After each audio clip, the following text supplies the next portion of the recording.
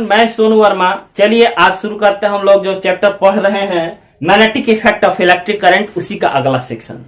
तो हम लोग आज देखने वाले हैं इलेक्ट्रोमैग्नेट एंड परमानेंट मैग्नेट। इस टॉपिक में हम यह देखेंगे कि इलेक्ट्रोमैग्नेट क्या होता है, परमानेंट मैग्नेट क्या होता है, दोनों के बीच डिफरेंस क्या होते हैं और इनको कैसे प्रिपेयर किया जा सकता है। ये हमारा फर्स्ट टॉपिक होगा।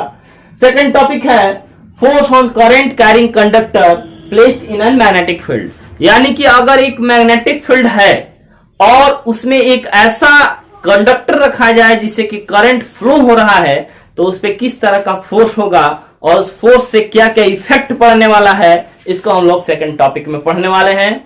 और हमारा थर्ड टॉपिक होने वाला है फ्लेमिंग्स लेफ्ट हैंड रूल। इसमें हम लोग यह देखेंगे कि अगर हम एक मैग्नेटिक फील्ड में अगर एक करंट कैरिंग कंडक्टर रखा जाए तो उससे किस तरह का हमारा फोर्स क्रिएट होता है, उस पर किस तरह का फोर्स एप्लीकेबल होता है, इसको हम लोग थर्ड सेक्शन में पढ़ने वाले हैं। तो चलिए एक एक करके इस टॉपिक को क्लियर करते हैं। जब हम अपने दैनिक जीवन में मैग्नेट की बात करते हैं तो हमें यह पता चलता है कि हमारे दैनिक जीवन में दो तरह के मैग्नेट उपलब्ध हैं। फर्स्ट मैग्नेट हमारा होता है इलेक्ट्रोमैग्नेट और जो दूसरे टाइप का मैग्नेट होता है वो हमारा होता है परमानेंट मैग्नेट।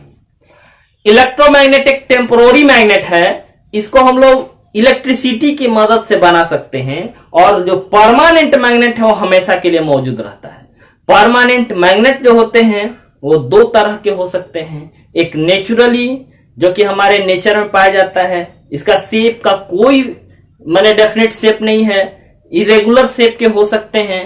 लेकिन जो आर्टिफिशियली रूप से बनाया जाता है मैग्नेट, उसमें क्या होता है कि उसको हम लोग एक डेफिनेट शेप दे सकते हैं। तो चलिए इलेक्ट्रोमैग्नेट की जब हम बात करेंगे तो हमको यह पता चलेगा कि अगर इलेक्ट्रिसिटी की मदद से अगर कोई मैग्नेट तैयार किया जाए तो उस मैग्नेट को हम लोग इलेक्ट्रोमैग्नेट कहते हैं। जैसे कि अगर एक सोलेनॉइड हो और उस पर बहुत सारे एक इंसुलेटेड वायर के कवर लगा के और उसे इलेक्ट्रिसिटी सप्लाई किया जाए तो क्या होता है कि एक मैग्नेट की तरह बिहेव करने लगता है। इसको हम लोगों ने पिछले वीडियो में बहुत अच्छे से समझा था, इसको आप लोग देख लेंगे। यहाँ पे एक पॉइंट है, फिर से रिमाइंड करने की चीज है कि अगर एक इलेक्ट्रोमैग्नेट बनता है तो उसका मैग्नेटिज्म का स्ट्रेंथ किन किन फैक्टर्स पे डिपेंड करता है। तो चलिए हम लोग इसके स्ट्रेंथ को देखें। हमारा फर्स्ट टॉपिक है जिसपे स्ट्रेंथ डिपेंड करता है हमारा मैग्नेट का, इलेक्ट्रोमैग्नेट का स्ट्रेंथ। हमारा फर्स्ट टॉपिक है number of turns per unit length of its coil, यानी कि 1 सेंटीमीटर और लेंथ है तो उस पर कितनी बार हमारे इंसुलेटेड वायर का टर्न है, डेंसिटी एक में कितने बार टर्न है एक यूनिट लेंथ में, उस पर हमारा मैग्नेटिज्म डिपेंड करेगा इलेक्ट्रोमैग्नेट का। सेकेंड होगा द करंट थ्रू सोलेनॉइड, यानी कि जितना ज्यादा एम्पियर का करंट हमारे उस सोलेनॉइड से पास होगा उतना ज्यादा स्ट्रेंथ का हमारे पास करंट जो है वो प्रोड्यूस होने वाला है। थर्ड है length of air gaps between its pole, यानी कि जब हम सोलेनॉइड में पोल बनाते हैं तो उससे करंट सप्लाई करते हैं तो उसमें दो तरह के पोल क्रिएट होते हैं। इसको हम लोग क्लॉक रूल से हम लोग याद किए थे पिछले वीडियो में, आप लोग जरूर देखिएगा। तो उसमें क्लॉक रूल से हम लोग देखते हैं कि एक जगह हमारा नॉर्थ पोल क्रिएट होता है और दूसरी जगह हमारा साउथ पोल क्रिएट होता है। तो उन नॉर्थ पोल और साउथ पोल के बीच एयर गैप कितना है, यानी कि उनके बीच डिस्टेंस कितनी है, स्पेस कितना है, इस पे भी हमारा मैग्नेटिज्म जो है इलेक्ट्रोमैग्नेट का डिपेंड करता है। अब देखिए परमानेंट मैग्नेट क्या होता है कि नाम से स्पष्ट है, ऐसा मैग्नेट जो कि जिसका मैग्नेटिक प्रॉपर्टी लूज नहीं होता है उसको हम लोग परमानेंट मैग्नेट कहते हैं। तो परमानेंट मैग्नेट दो तरह के होते हैं, हमने बता दिया। फर्स्ट परमानेंट मैग्नेट होता है जो नेचर में नेचुरली अकर होता है, उसको हम लोग नेचुरल परमानेंट मैग्नेट कहते हैं। लेकिन परमानेंट मैग्नेट को बनाया भी जा सकता है। अगर हम एक स्टील का रॉड लें और उसको सोलेनॉइड के बीच रख के उससे बहुत देर तक इलेक्ट्रिसिटी सप्लाई करें तो वह स्टील का रॉड जो है इस परमानेंट की तरह बिहेव करने लगता है, उसका मैग्नेटिज्म जो होता है बहुत जल्दी लूज नहीं होता है।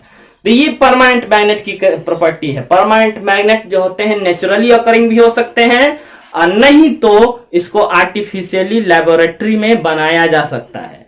इलेक्ट्रोमैग्नेट जो होता है उसमें भी इसका स्ट्रेंथ घटाया बढ़ाया जा सकता है नंबर ऑफ टर्न्स को लेके या फिर उसका करंट के स्ट्रेंथ को लेके। और करंट का स्ट्रेंथ ज्यादा होता है तो हमारा जो उसका मैग्नेटिज्म है वो भी उसका ज्यादा पावर में होगा। और अगर टर्न्स ज्यादा होते हैं यानी उसकी डेंसिटी ज्यादा बार तार लपेटे होते हैं तो भी वो हमारा मैग्नेटिक प्रॉपर्टी उसका ज्यादा होगा। हमारा दूसरा टॉपिक है कि अगर हम एक मैग्नेटिक फील्ड में करंट कैरिंग कंडक्टर को रखते हैं तो उसके बीच एक फोर्स लगता है। उस फोर्स का कारण क्या है, कैसे फोर्स लगता है? तो देखिए कि जब भी हम एक करंट कैरिंग कंडक्टर को एक मैग्नेटिक फील्ड में रखते हैं तो उसके बीच थोड़ा सा डिफ्लेक्शन होता है, उस तार में थोड़ा सा मूवमेंट होता है, वो कंडक्टर थोड़ा सा मूव करता है। तो उसके मूवमेंट का क्या कारण है यही हम लोग को समझना है। जैसे देखिए इसके पहले वाले टॉपिक में हमने समझा था कि अगर एक हमारा कंडक्टर वायर है तो उससे जब इलेक्ट्रिसिटी सप्लाई की जाएगी तो वो एक मैग्नेट की तरह बिहेव करेगा, उसके चारों तरफ एक मैग्नेटिक फील्ड प्रोड्यूस हो जाएगा। और दूसरा बात है कि उसी करंट कैरिंग कंडक्टर को हम लोग एक मैग्नेटिक फील्ड में रखते हैं। तो जब एक मैग्नेटिक फील्ड में हम लोग एक करंट कैरिंग कंडक्टर को रख रहे हैं और उस करंट कैरिंग कंडक्टर के कारण भी मैग्नेटिक फील्ड प्रोड्यूस हो रहा है तो ऑटोमेटिक ये है कि जब दो मैग्नेट एक साथ रखेंगे तो या तो उनमें रिपल्सन होगा या अट्रैक्शन होगा। जब अट्रैक्शन होगा तब भी उसमें एक फोर्स लगेगा और जब रिपल्सन होगा तब भी उसमें फोर्स लगेगा। तो यही कारण है कि अगर एक करंट कैरिंग कंडक्टर को एक मैग्नेटिक फील्ड में रखा जाए तो there will be two magnetic fields of two different magnets.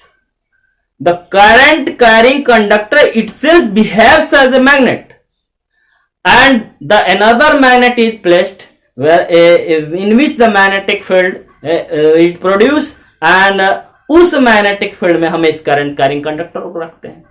तो एक तो करंट कैरिंग कंडक्टर भी एक मैग्नेट बन गया और दूसरा एक मैग्नेट पहले से है, तो इस तरह से दो मैग्नेट हो जाते हैं। दो मैग्नेट हैं तो उनके अलग अलग पोल्स होबे करेंगे और जब पोल्स होंगे और जब उनमें सेम पोल का इंटरेक्शन होगा तो उसमें रिपल्सन होगा। यानी कि जब उनका साउथ साउथ के साथ मिलेगा तो रिपल्सन हो सकता है, जब उनका नॉर्थ नॉर्थ के साथ मिलेगा तब भी उनमें रिपल्सन हो सकता है। लेकिन अपोजिट पोल जब मिलेंगे यानी कि साउथ नॉर्थ से मिले या फिर नॉर्थ साउथ से मिले तो उसके बीच अट्रैक्शन होगा और जब भी अट्रैक्शन और रिपल्सन होगा तो उसमें फोर्स लगेगा और जब फोर्स लगेगा तो एक दूसरे की तरफ आना चाहेंगे या फिर एक दूसरे से दूर जाना चाहेंगे और इस तरह से उसमें एक मूवमेंट होगा। तो यही कारण है कि फोर्स लगता है और फोर्स इसलिए लगता है क्योंकि दो मैग्नेटिक फील्ड प्रोड्यूस हो जाते हैं। एक मैग्नेटिक फील्ड जो पहले से मौजूद है और उस मैग्नेटिक फील्ड में जब हम करंट रखते हैं तो भी एक मैग्नेटिक फील्ड क्रिएट करता है और उसके बीच हमारा रिपल्सन या अट्रैक्शन के कारण उनमें फोर्स क्रिएट होता है। तो यही रीजन है। मैं जब हम फ्लेमिंग के लेफ्ट हैंड रूल को जानने की कोशिश करेंगे तो हमें अपने उंगलियों का नाम जानना पड़ेगा। जैसे देखिए मैं किसी भी एक नॉर्मल इंसान की उंगली में, नॉर्मल इंसान के हाथ में 5 उंगलियां होती हैं तो इसको हम लोग थंब बोलते हैं। ये हमारा इंडेक्स फिंगर है, ये हमारा मिडिल फिंगर, इसको सेकंड फिंगर भी कहा जाता है, ये इसको हमारा रिंग फिंगर कहते हैं और यह हमारा है लिटिल फिंगर। ठीक है, thumb, index finger, middle finger, ring finger और लिटिल फिंगर। तो इसके बाद हम लोग इस टॉपिक को समझेंगे कि अगर मेरे पास, जैसे पहले हमने देखा इसके पहले टॉपिक में कि अगर हम एक मैग्नेटिक फील्ड में एक कंडक्टर वायर को रखते हैं तो उस पर एक फोर्स लगता है, तो फोर्स का डायरेक्शन क्या होगा, कैसे उस पर फोर्स लगेगा, इसको हम लोगों को इस रूल में जानना है। इसके पहले एक चीज हम लोग को रिमाइंड कर लेना चाहिए कि हमारा मैग्नेटिक फील्ड का डायरेक्शन क्या होता है और करंट का डायरेक्शन क्या होता है।